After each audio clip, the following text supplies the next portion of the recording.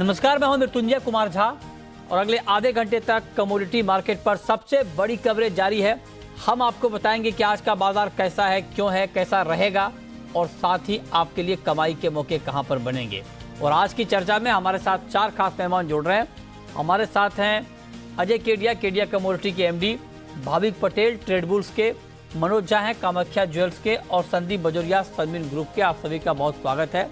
लेकिन आज मार्केट के लिए अहम दिन ये है कि आज देर रात फेड का फैसला आएगा ब्याज दरों पर। लेकिन उससे पहले जरा एक बार मार्केट की चाल को देखिए। सोने चांदी की कीमतों में तेजी बढ़ गई है। अचानक 500 रुपए से ज्यादा एमसीएक्स पर गोल्ड के दाम बढ़ गए हैं। चांदी में 1200 रुपए से ज्यादा की तेजी आ गई है। फेड के डिसीजन से ठीक पहले अच्छी तेजी के साथ मार्केट में ट्रेड हो रहा है। ग्लोबल मार्केट में करीब करीब $25 की तेजी है गोल्ड में, और सिल्वर में भी करीब करीब 2% के आसपास की तेजी आ गई है। अब ये जो तेजी है ये कई सवाल खड़े कर रही है कि आखिर आज जब ये फेड का डिसीजन आना है और वो भी ये बात हो रही है कि 50 नहीं बल्कि 75 बेसिस पॉइंट की बढ़ोतरी दरों में हो सकती है, तो फिर ये तेजी क्यों? कहीं ऐसा तो नहीं कि जो नया अनुमान आया 75 बेसिस पॉइंट का उसमें कुछ कमी हो रही हो, कहीं 50 बेसिस पॉइंट ही तो नहीं बढ़ रहा हो। तमाम तरह के सवाल खड़े हो रहे हैं और ये तेज़ी कितनी टिकाई है ये भी बहुत महत्वपूर्ण है। इसी पर हम पहले बात करेंगे। मेरा सबसे पहला सवाल मनोज जी आपसे ये होगा कि जब ये खबर आई कि 50 नहीं बल्कि 75 बेसिस पॉइंट की बढ़ोतरी ब्याज दरों में हो सकती है, उस पर मार्केट बड़ा निराश हुआ, बड़ा रिएक्शन दिया, बहुत तेज़ गिरा गया, 2500 रुपये चांदी गिर गई। अब जबकि आज ये फैसला आना है तो मार्केट फिर तेज़ हो गया है। क्या मतलब समझा जाए इसका? नमस्कार मृत्युंजय जी। अभी तो ऐसा लगता है कि गोल्ड रेट से ज्यादा यूएस के डाटा में पूरे इंडिया या पूरे वर्ल्ड के लोगों को इंटरेस्ट है, क्योंकि डाटा एक इधर से उधर आता है, गोल्ड $10-20 $50 इधर से उधर हो जाते हैं। अभी लास्ट वीक से ये उथल शुरू हुई है। गोल्ड की स्थिति तो बहुत ही असुरक्षित जैसा दिख रहा है, क्योंकि ये जो लड़ाई है इन्फ्लेशन घटाने की और रिसेशन बचाने की फेड की, इसमें गोल्ड कहीं ना कहीं पिस रहा है। पिछले वीक तक तो ऐसा था कि फेड 50 बेसिस पॉइंट तक ही उसको रेज करेगा, जो आपने जैसा बताया, और बाजार ने इसको डाइजेस्ट भी कर लिया था। गोल्ड स्थिरता में था। लेकिन जैसे ही कंज्यूमर प्राइस इंडेक्स एक्सपेक्टेड से ज्यादा आया तो फेड के जो ये रेट हाइक के जो परसेंटेज हैं, बेसिस पॉइंट हैं, उसको लोगों ने 50 से 75 मानना शुरू कर दिया, जितने भी एनालिस्ट हैं, और लोगों ने ऐसा सोचा। तो जिसके वजह से जो शुरुआत में ही वीक में जो शुरुआत ही कमजोर हो गया गोल्ड के लिए, और डॉलर भी वापस अपनी चढ़ाई को रिज्यूम कर लिया 20 साल की ऊंचाई पे 105 पे। यील्ड भी 3.4 हो गया। तो इन सब चीजों को देखते हुए ऐसा लग रहा है कि ये जो लड़ाई है ना, तो गोल्ड रिसेशन को और इन्फ्लेशन का, इसमें कहीं ना कहीं और भी स्टीपनेस आ सकती है, और भी ज्यादा फेड के को हॉकिश मींस काफी मजबूत डिसीजन लेने पड़ सकते हैं इसको बढ़ाने के लिए। और अगर आज ये 75 बेसिस पॉइंट अगर आता है तो इसको बाजार कहीं ना कहीं ऑलरेडी डाइजेस्ट कर चुका है। तो यहाँ से और $20-25 आप ऑलरेडी पिछले 1-2 घंटे में आप देख चुके हैं कि ये थोड़ी रैली आ चुकी है $20-25 की, और यहाँ से $20-25 की और भी रैली देख सकते हैं। अच्छा। लेकिन अगर ये 75 पॉइंट आता है, ये 50 बेसिस पॉइंट आया तो ऐसा होगा। लेकिन अगर 75 बेसिस पॉइंट ऐसा हुआ तो जो एक मेंटली इमोशनली बोलेंगे, जो साइकोलॉजिकली जो एक बेस बना हुआ है $1800 का, जो उसके आसपास से गोल्ड बार बार रिबाउंड हो जा रहा है अभी भी 1800, तो वो कहीं ना कहीं मुझे ब्रीच करता हुआ नजर आ रहा है। अच्छा। कि अगर ये 75 बेसिस पॉइंट हुआ तो गोल्ड कहीं एकाएक $1800 के नीचे फिसल सकता है। अगर ये फिसलेगा तो डेफिनेटली गोल्ड में थोड़ी सी कमी आएगी गोल्ड की भावों में। ठीक है, ठीक है। तो ये आपका एनालिसिस है। लेकिन अजय केडिया जी, मैं ट्रेडिंग के पॉइंट ऑफ व्यू से पूछ रहा हूँ, देर रात ये डिसीजन आएगा, अभी मार्केट बढ़ गया, अभी कोई ट्रेड लेना चाहिए? नमस्कार मित्र जी। डेफिनेटली अगर देखा जाए तो टोन काफी पॉजिटिव है, नो डाउट। डिस्पाइट जो रेट हाइक के अपडेट्स आए वो ऑलरेडी मार्केट डिस्काउंट कर गया। इससे पहले के महीनों में भी हमने देखा कि $100 की गिरावट हमने ये इंटरेस्ट रेट हाइक के सिनेरियो पे बने और ऑलमोस्ट हमने $80 के आसपास की गिरावट देख चुके हैं। तो आई थिंक जो इंटरेस्ट रेट हाइक आना है 0.75 तक भी, ये कहीं ना कहीं मुझे लगता है डिस्काउंटेड है, जिसकी वजह से प्राइजेस और सेकेंडरी चार्ट्स पे भी देखें तो डॉलर इंडेक्स कहीं ना कहीं डबल टॉप बनाता हुआ दिख रहा है और जबकि गोल्ड डबल बॉटम बनाता हुआ दिखाई दे रहा है जो करीबन 1800 है। बट डेफिनेटली मैं मनोज जी की बात पे सहमत हूँ, अगर 0.75 आता तो एक फ्रिक नीचे में 1790 1800 का लेवल मार सकता है, बट सस्टेन बिल्कुल नहीं कर सकता।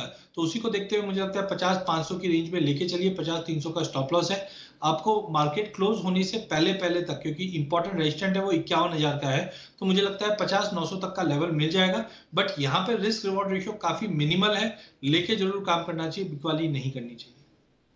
ठीक है, तो आप कह रहे हैं कि बिकवाली नहीं करनी चाहिए, बाइंग करनी चाहिए। 50-900 का टारगेट आप दे रहे हैं, 50-500 पर आपकी राय बाइंग की है और 50-300 के स्तर पर आप स्टॉप लॉस लगा सकते हैं, ये राय आपकी आ रही है। आप सहमत हैं भाविक जी गोल्ड पर इस कॉल से? जी मृत्युंजय, मुझे भी लग रहा है कि आज के दिन एटलीस्ट इंट्राडे पर्पस फेड के मीटिंग से पहले बाइंग ही करनी चाहिए, क्योंकि अंडरलाइन स्ट्रेंथ एटलीस्ट इंट्राडे के लिए पॉजिटिव है। तो अगस्त कॉन्ट्रैक्ट 50,400 की करीब अगर आता है तो मैं लॉन्ग के रिकमेंडेशन करूंगा 50,200 के स्टॉप लॉस से, और मेरा इंट्राडे टारगेट रहेगा 50,750 से 50,800 का। ठीक है, अब जरा मनोज जी एक बात मैं आपसे ये पूछना चाह रहा हूँ कि मतलब आप कह रहे हैं कि गोल्ड के वैसे गोल्ड में भी कमजोरी के संकेत हैं, लेकिन 75 बेसिस पॉइंट की बढ़ोतरी को मार्केट ने डिस्काउंट कर लिया है 2 दिन में 1200 रुपए गिरकर। आज का बढ़ना पता नहीं मार्केट को क्या समझ में आ रहा है या क्या इंडिकेशन मिल रहा है कि कहीं 50 की जगह 75 की जगह 50 ही तो नहीं बढ़ रहा है। पता नहीं मार्केट में क्या ये खबर आ रही है या क्या इंडिकेशन गोल्ड को मिल रहा है। लेकिन मैं आपसे जानना चाहता हूं कि बहुत सारे लोगों का ये मानना है कि गोल्ड में गिरावट वाली बात अब बहुत डिस्काउंट हो चुकी है, चाहे वो इंटरेस्ट रेट की बात हो चाहे वो डिमांड की बात हो। अब लोग ये कह रहे हैं कि चूंकि महंगाई दुनिया भर में बढ़ रही है और बहुत कोशिश करने के बावजूद महंगाई का फेड के टारगेट में आना बहुत मुश्किल होगा, लिहाजा महंगाई के खिलाफ गोल्ड की डिमांड बढ़ती रहेगी। अमेरिका के आर्थिक हालात बेहतर नहीं है, वहां पर चीजें ठीक नहीं चल रही हैं, उसका सपोर्ट गोल्ड को मिलेगा। तो बहुत सारे लोग कह रहे हैं कि अब गोल्ड में गिरावट बहुत लिमिटेड है, अपसाइड की गुंजाइश बहुत दिख रही है। इससे आप सहमत हैं क्या? देखिए मृत्युंजय जी, यहाँ से $250 ऊपर था तब भी आप यही बात कर रहे थे कि $2700 हो जाएगा, याद हो? नहीं, मैं नहीं कह रहा था मैं तो सवाल पूछ रहा हूँ आपसे, मैं तो पूछ रहा हूँ, मतलब मैं तो दोनों राय ले रहा हूँ। तो अलग अलग तरह के एक्सपर्ट आते हैं और सबकी अपनी अलग राय। जी, तो उस समय भी जब मैं आपके चैनल पे कई बार आया तो आप लोग बोल रहे थे कि $2700 हो जाएगा, तब भी मैंने बोला था यहाँ से जो है $200-250 नीचे आ जाएगा, और आज नतीजा आपके सामने है। ये तो आज 72-73 रुपीज जो था वो 78 के आसपास चला गया, नहीं तो गोल्ड अभी आपको 45,000 के आसपास नजर आता था। अच्छा, अब ये बात सही है, मुझे ऐसा लगता है कि इन जो रुपीज है वो और भी कहीं ना कहीं मुझे वीक होता हुआ नजर आ रहा है, लेकिन गोल्ड में एज ए डॉलर मुझे यहाँ से और भी थोड़ी कमजोरी दिख रही है। आगे कम से कम 6-8 महीने तो पक्की बात है, यहाँ से मुझे $50-100 और भी नीचे जाने की आशंका है। लेकिन इंडियन रुपीज में बहुत ज्यादा फर्क नहीं पड़ेगा, क्योंकि रुपया कंटिन्यूसली वीक हो रहा है और आगे भी थोड़ा वीक होता हुआ नजर आ रहा है। तो इंडियन रुपीज में बहुत ज्यादा गोल्ड में डाउनसाइड नहीं दिख रहा है मुझे, और वो एग्जैक्ट प्रेडिक्शन करना भी मुश्किल है क्योंकि वो, लेकिन डॉलर में मैं अभी भी $1700 पे के आसपास जाने के मेरी ऐसी स्टडीज बताती है कि 1700 के डॉलर के आसपास 100 मतलब इस साल में गोल्ड जरूर जाएगा। क्यों आपको लगता है कि $1700 तक गोल्ड का भाव आ जाएगा? वजह क्या होगी इसकी? सर, इसके बहुत सारे रीजन है, आपको मैंने पहले भी बताया था। गोल्ड का प्रोडक्शन ही कॉस्ट देखिए, आज भी $1200 बहुत हो गया। कितने भी सब समीकरण मिला लेंगे तो भी $1200 के ऊपर कोई खर्चा नहीं है, समझे? ये एक रीजन है। दूसरी रीजन, अभी कॉन्टिन्यूसली कितना भी हो पूरे वर्ल्ड वाइड में जो है ये इंटरेस्ट रेट की जो हाइक हर जगह चलेगी, क्योंकि ये महंगाई कितने डिकेड्स के बाद इतनी ज्यादा महंगाई आई है, तो वो एक दिन में नहीं कम होने वाली है। तो जब इंटरेस्ट रेट से कंटिन्यूसली सालों भर अगर ट्रिम होते रहेंगे और हायर होते रहेंगे तो गोल्ड कहीं ना कहीं गोल्ड के ऊपर डॉलर में दबाव तो आता ही रहेगा। और डेफिनेटली कॉस्ट प्राइस गोल्ड की कम है तो वो भी उस हिसाब से वो नीचे जाता ही रहेगा। तो और ये इंटरेस्ट रेट्स बढ़ेंगे और अगर इंडियन रुपीज वीक होगा तो इंडियन रुपीज में बहुत ज्यादा डाउनफॉल नहीं दिख रहा है, लेकिन इंटरनेशनल प्राइस 100% मुझे लगता है कि ये नीचे जाएगा। ठीक है, तो मतलब ये आपका विश्लेषण है। आप कह रहे हैं कि गोल्ड के दाम गिरेंगे, आप कह रहे हैं कि $1700, और ये बार बार आप कह रहे हैं कि $1700 तक गोल्ड आएगा, और $2700 का जिक्र भी आप कर रहे हैं कि कुछ लोग $2700 बोल रहे हैं। तो ये $2700 वर्सेस $1700, इस पर भी एक डिबेट हम करेंगे किसी दिन, बड़ा इंटरेस्टिंग होगा कि दो अलग राय कैसे गोल्ड के ऊपर, मतलब $1000 का फर्क अगर दो राय में है तो आप समझिए कि मार्केट में क्या चल रहा है। ये बड़ा इंटरेस्टिंग होगा, इस पर कभी हम बात करेंगे। बहुत शुक्रिया मनोज जी आपका हमारे साथ जुड़ने के लिए, इस पर डिटेल में बात करने के लिए। लेकिन चलिए अब हम बात करते हैं सिल्वर की, चांदी की। चांदी में आज के लिए अजय जी कोई कॉल आपकी? चांदी में भी बहुत अच्छी तेजी आई है। देखिए बिल्कुल चार्टिकली अगर अपन देखें तो $21 के नीचे प्राइसेस बिल्कुल सस्टेन नहीं कर पा रहे हैं, ना ही डोमेस्टिक मार्केट पे, चाहे रुपए वीकनेस की बात कर लीजिए, चाहे बाइंग एक्टिविटी की बात कर लीजिए, कि 60,000 के नीचे प्राइसेस बिल्कुल सस्टेन नहीं कर पा रही है। नो डाउट फेड के जो अपडेट्स आने हैं, हॉकी से या डॉवी से या क्या आगे का सीन, वो एक इम्पैक्ट जरूर करेगा, वॉलिटिलिटी बढ़ी भी रहेगी। बट आई थिंक $22 के करीब चांदी मुझे जाती हुई दिखाई दे रही है। वहीं अगर डोमेस्टिक मार्केट की बात करें तो मुझे लगता है प्राइसेस थोड़ा सा कैप है, क्योंकि पहले भी हमने चांदी को थोड़ा अंडर परफॉर्मिंग देखा है। तो 61,200 तक के टारगेट के लिए आप चांदी को ले सकते हैं।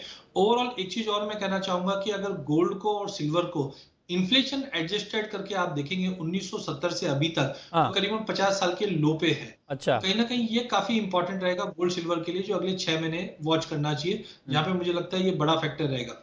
ठीक है, ये बहुत महत्वपूर्ण बात आपने कही है सिल्वर को लेकर, और आज के लिए बाइंग की राय 61,200 के टारगेट के लिए। अच्छा, एक बार जरा आप बताइए भाविक जी कि क्रूड में अभी कोई ट्रेड लिया जाए इस भाव पर, ताज़ा भाव पर? क्रूड में बिकती चीज़ें आज के तो दो फैक्टर है। एक तो अगर हम देखें तो यूएस की क्रूड ऑयल इन्वेंट्री, और मैक्सिमम अगर देखें तो FOMC का मीट है। तो अगर 50 बेसिस पॉइंट रेट हाइक आता है तो मुझे लग रहा है कि क्रूड में रैली हो सकती है, और 75 बेसिस पॉइंट में करेक्शन हो सकता है। पर आज के दिन देखें तो थोड़ी बहुत गिरावट है। तो एटलीस्ट फ्यूचर तो नहीं, बट मैं पुट के ऑप्शन से रिकमेंडेशन करूंगा कि जहाँ पे 9100 का पुट है 15 जुलाई का, वो 540 के करीब चल रहा है। तो यहाँ से एक बार बाय कर सकते हैं 670 के टारगेट के लिए, और इंट्राडे स्टॉप लॉस रख सकते हैं 450 का। तो 9100 का पुट मैं लेने के रिकमेंडेशन करूंगा। ठीक है, तो ये राय आपकी कच्चे तेल पर, इस पर आप नज़र रखिए। 9,256 ये MCX पर क्रूड का करंट मार्केट प्राइस है। आगे बढ़ते हैं, अब बात करते हैं एक और खबर की। खबर ये है कि पाम तेल की कीमतों में बहुत तेज़ गिरावट आई है, और पाम तेल का भाव 2 महीने में सबसे सस्ता हो गया है। ये अच्छी बात है। और मलेशिया के वायदा बाजार में, जिसको हम BMD कहते हैं, बुर्सा मलेशिया डेरिवेटिव, वहां पर 2% तक दाम गिरे हैं, और ये गिरकर डॉलर के टर्म में, वैसे वहां रिंगिट में ट्रेड होता है लेकिन हम आपको डॉलर में बता रहे हैं, डॉलर में ये $1293 तक आ गया है, जो कि 5 अप्रैल के बाद सबसे कम भाव है पाम तेल का। वजह यह है कि इंडोनेशिया एक्सपोर्ट बढ़ाने पर जोर दे रहा है, एक्सपोर्ट टैक्स कम कर रहा है, इंडोनेशिया में सप्लाई काफ़ी बढ़ गई है पाम तेल की, लिहाजा उसका इम्पैक्ट हम प्राइस के ऊपर ग्लोबली देख रहे हैं। इंडिया में भी दाम घटे हैं और मलेशिया में भी दाम घटे हैं। संदीप बजोरिया हमारे साथ इस वक्त जुड़े हैं, CEO हैं सनविन ग्रुप के। संदीप जी, बहुत स्वागत है सर आपका। ये जो गिरावट हमने अभी देखी है पाम तेल में, क्या ये गिरावट और बढ़ने वाली है सर? बढ़ सकती है गिरावट? मृत्युंजय जी, एक्चुअली देखिए तो पिछले 8 या 10 दिनों में हमने देखा है मलेशिया का पाम तेल जो है वो 12 से 13% गिर गया है। अच्छा। और 12 से 13% मतलब करीबन $170 गिर चुका है। हमने इससे पहले कहा था कि भाई इंडोनेशिया वाले जितना एक्सेस करेंगे और जितना लंबा बैन रखेंगे बाद में उतना इंडाइजेशन उनको होगा, और वही हालत अभी हो गई है। अच्छा। इसीलिए ऑपरेशन फ्लश आउट करके उन्होंने बनाया है, और एक्सपोर्ट परमिट दिए जा रहे हैं। अब जब मार्केट गिरना शुरू होता है तो बायलेस मार्केट हो जाता है, तो इसलिए फर्दर फॉल हो जाता है। तो आप में देख रहे हैं 1000 पॉइंट की गिरावट आ गई है इंडेक्स में, और ये कारण से कंज्यूमर के लिए तो बड़ी राहत हो गई है। मैंने ओवरऑल आपको बताया कि करीबन आप समझ के चलिए 15 रुपये से 17 रुपये पर किलो पाम तेल का दाम कम हो गया है। कितने दिनों में सर? पिछले 15 दिनों में। अच्छा, रिटेल में तो दिख नहीं रहे सर, रिटेल में कब आएगा फर्क इसका? रिफिल में आने में 1-2 हफ्ता लगता है, बस दैट्स ऑल। सो ट्रांसमिशन आपको इमीडिएट दिखेगा, जून एंड के पहले ही दिखेगा आपको। ये जो आप 15-17 रुपए बता रहे हैं, ये थोक का प्राइस कम हुआ है? यस, होलसेल प्राइस पाम तेल का कम हो गया है ओके, पिछले 15 दिनों में। अच्छा। और आगे भी जाके देखिए मार्केट ये लेवल पे थोड़ा स्टेडी हो सकता है, लेकिन फिर भी अप्रीहेंशन है कि थोड़ा और गिरावट हो सकती है मार्केट में। सो अब वो मार्केट में, वर्ल्ड के मार्केट्स में कमोडिटी की जो तेजी चल रही है उसमें एग्री कमोडिटी में स्पेशली एडिबल ऑयल में रिट्रैक्टमेंट हो चुका है। अब वो थोड़ा सा सनफ्लावर ऑयल का फ्लो भी बढ़ रहा है, तो सबको देखते हुए हमको ये समझना चाहिए कि एडिबल ऑयल अभी इन्फ्लेशन में, एडिबल ऑयल का इन्फ्लेशन कम करने में भी एडिबल ऑयल का ज्यादा साथ रहेगा। अच्छा। ये पोजीशन बन गई है। हाँ जनाब। अच्छा। तो ये कंज्यूमर के लिए, और आप तो हर समय कंज्यूमर के लिए चाहते हैं कि रेट रिजनेबल बने, तो ये आपके लिए भी अच्छी खबर है। हाँ बिल्कुल सर। अच्छा, एक बात सर आपसे और मैं पूछना चाह रहा हूँ कि इंडोनेशिया पाम तेल का एक्सपोर्ट बढ़ाने पर बड़ा जोर दे रहा है, टैक्स भी कम कर रहा है, एक्सपोर्ट के परमिट दिए जा रहे हैं, तो हमारा इंपोर्ट कितना बढ़ सकता है अभी इंडोनेशिया से जून के महीने में या अगले 1-1.5 महीने में?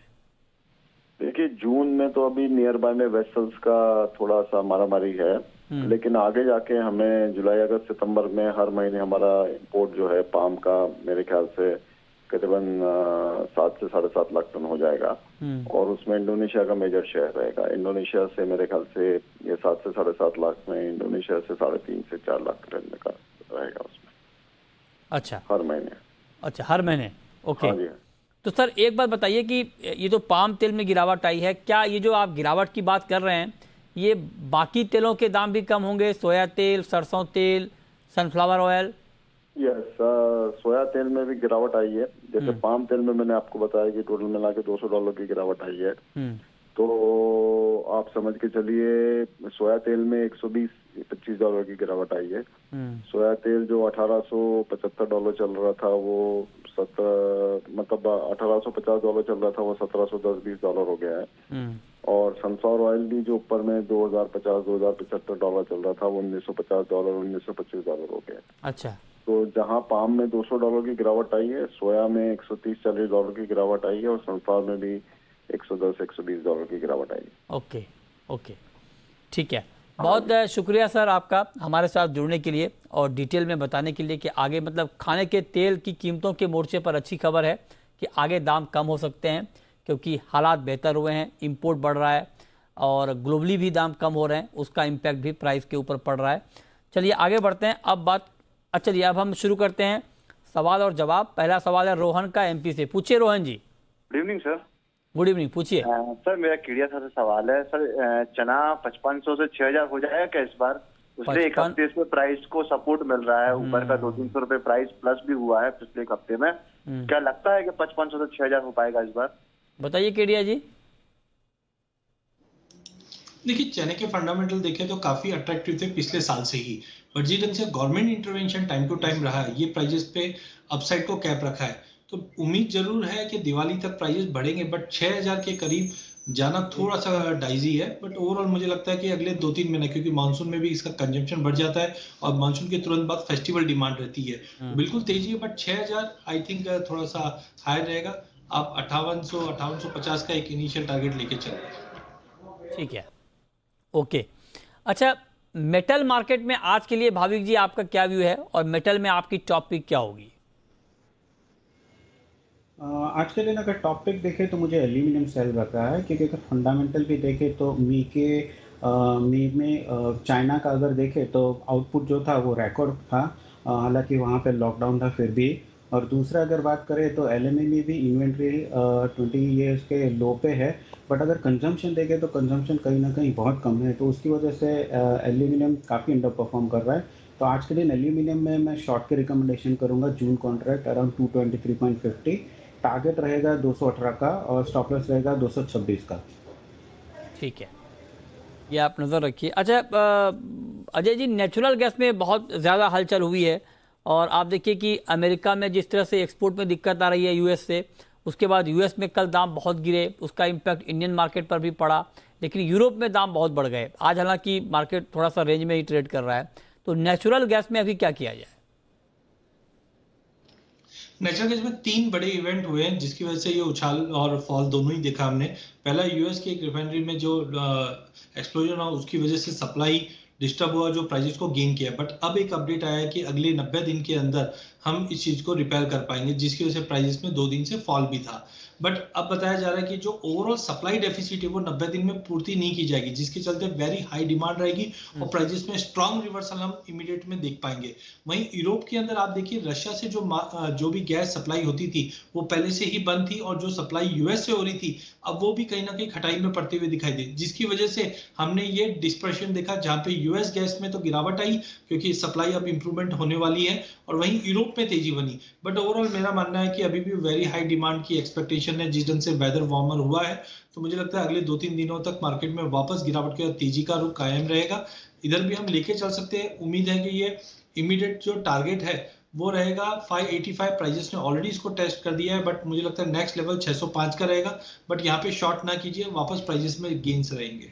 ठीक है, प्रमोद हैं नेक्स्ट कॉलर। प्रमोद जुड़ रहे हैं हमारे साथ, पूछिए प्रमोद जी।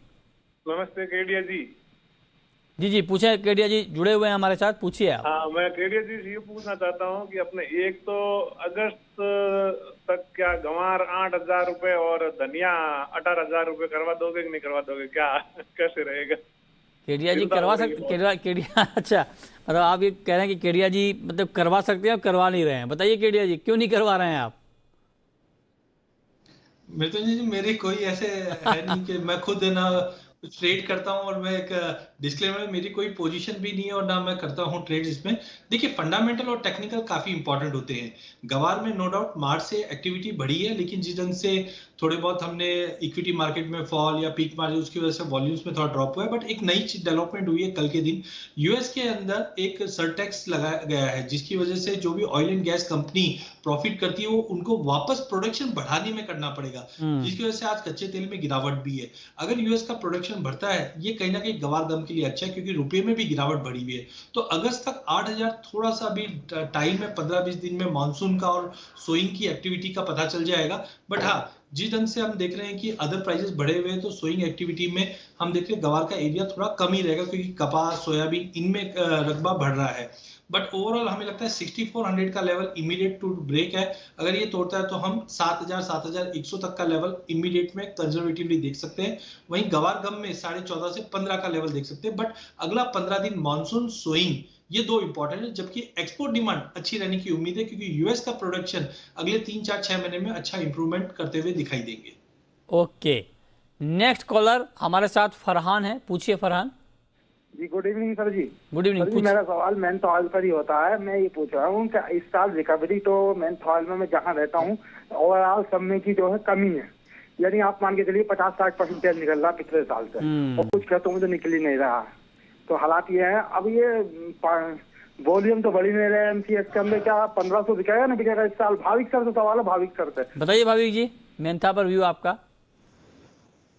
अच्छा, यूजुअली अगर देखें तो मेंथा की डिमांड ज़्यादातर विंटर के सीज़न में बढ़ जाती है, और इस बार भी अगर प्राइसेस देखें तो फिर भी प्राइसेस में इतनी गिरावट नहीं आई जहाँ पर स्पाइसेस में जितनी गिरावट आई थी हाई से। और अभी भी मुझे लग रहा है कि कहीं ना कहीं आगे जाके भी प्राइसेस अपसाइड रहेगी। आई थिंक 1500 तो मुझे ज़्यादा लग रहा है, मुझे नहीं लग रहा है कि इतना सारा प्राइसेस आएगा। बट हाँ, एटलीस्ट 2 या 3 महीने में अगर देखें तो मुझे लग रहा है कि 1180 से 1200 के प्राइसेस ज़रूर से देखने को आएंगे। और इमीडिएट बेसिस पे अभी एटलीस्ट 2 वीक के टाइम भी मैं देखूं तो 2 वीक में 1115 से 1120 तक मुझे लग रहा है। ओके, चलिए बहुत शुक्रिया भाविक जी आपका, अजय जी आपका जुड़ने के लिए, बताने के लिए कहाँ पर कमाई के मौके बनेंगे।